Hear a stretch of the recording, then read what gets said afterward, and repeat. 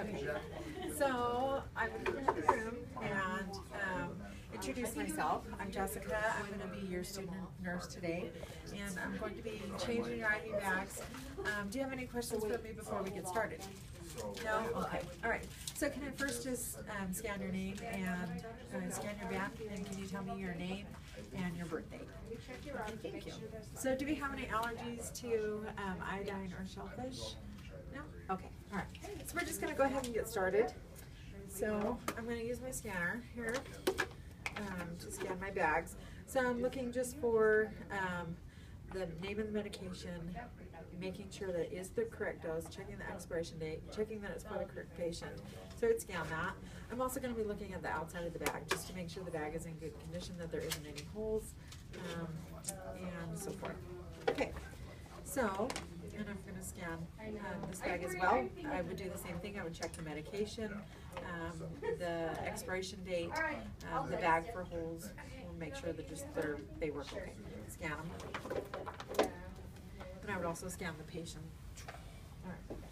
So I check the bar to make sure that they are what the medication that the patient is supposed to receive, and they are. So I'm just going to go ahead and get started. Before that, I'm going to wash my hands. We're rolling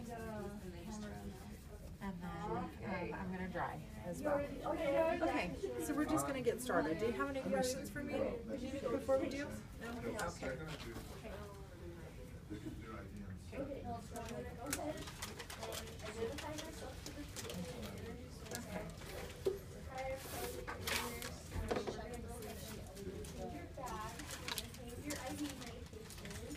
I think I'm just with that. All set. So, I would ask them if they have any latex allergies. So I'm just going to go ahead and clamp it first. And then I would go ahead and wash my hands. Over here. Wash my hands and come And back. I know that this is sterile, so I just don't want to make sure that it doesn't touch anything prior to insertion of the bag. Oh wait, it's a basic flush. She changed it. So, okay, now that I have that any different, I'm gonna go ahead and with the basic flush, check the orders in the computers. I'm gonna scan my patient, and then she said scan my bag and make sure that dilution. And I just want to make sure that it's half full. If the medication is off, then check these bags, then make sure it's And then I would connect it. that it's right, that it After I doesn't look prime like it. it's leaking or anything, and everything's set. So I'm gonna check my primary and my secondary bag for each of those. So those are good. I'm gonna go ahead and start. So with this first one, I want my first. She said I gathered my supplies earlier, so now I have my primary here. She said primary bag, right? I'm pretty sure.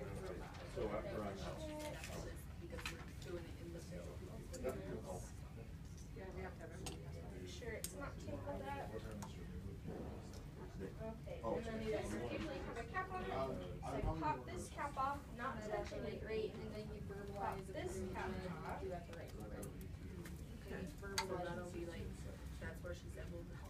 Not touching either of these two. So then I would just connect it Putting that in there.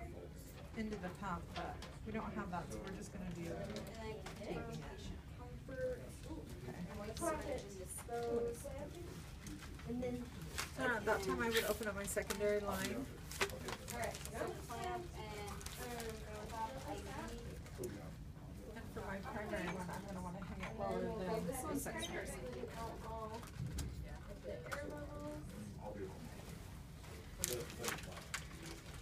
So this one seems pretty simple too. So I like to clamp it first, just so I don't forget that step. Once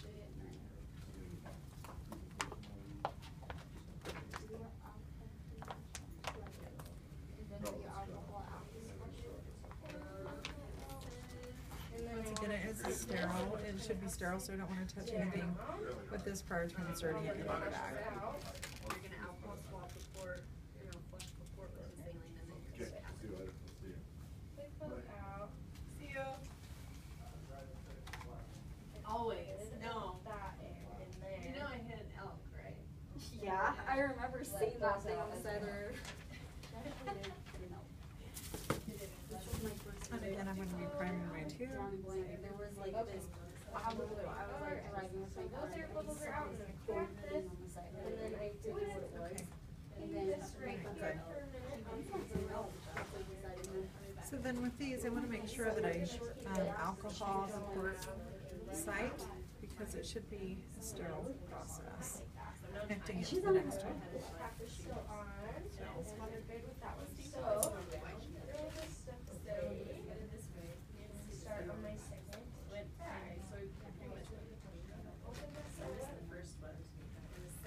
And then I would unclamp the first clamp so that medication would run.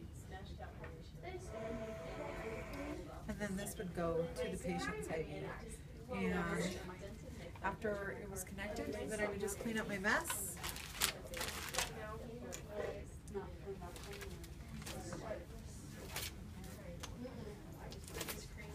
I would wash my hands again. And then I would document the time that the IV bags, or the time that the infusion started, the time or the location, how the patient reacted to it, and then once the bags were finished, then I would document the time that they stopped. That's it.